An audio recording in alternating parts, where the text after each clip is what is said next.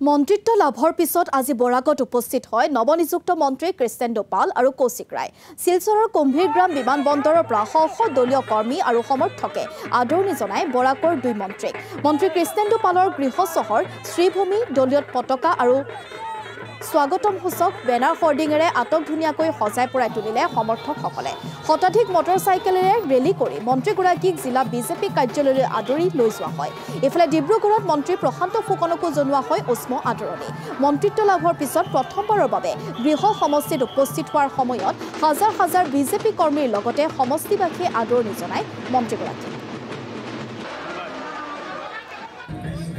কৃতজ্ঞতা স্বীকার করছি মুখ্যমন্ত্রীর যে আস্থা এবং বিশ্বাস যে আমরা যাতে ভালোভাবে কাজ করতে পারি। বরাক উপত্যকা থেকে আরম্ভ করে সমগ্র আসামে প্রত্যেক এলাকায় যাতে ভালোভাবে কাজ করতে পারি। সব জাতি জনগোষ্ঠীর সব ধর্মের লোকের হয়ে ভালোভাবে যাতে কাজ করতে পারি, এটাই ভগবানের কাছে প্রার্থনা করছি। মুখ্যমন্ত্ৰী মহোদয়ক মই মোৰ ফালত ধন্যবাদ দিছোঁ যে আজি ডিব্ৰুগড়বাসীৰ কাৰণে আজি মোক 42 বছৰৰ পাছত ডিব্ৰুগড়ৰ পৰা এজন মন্ত্ৰী দিবলৈ সক্ষম হ'ল। আৰু মই আজি আপোনালোকৰ জৰিয়তে ডিব্ৰুগড়বাসী ৰাইজক জনাইছোঁ যে আগন্তুক দিনত ডিব্ৰুগড়ৰ সাৰ্বজনীন উন্নয়ন আৰু অসমৰ উন্নয়নৰ কাৰণে যি মোক বিভাগ দিছে এই বিভাগৰ দায়িত্ব মই আজি সুন্দৰভাৱে পালন কৰিম বুলি মই প্ৰতিশ্ৰুতি দিছোঁ।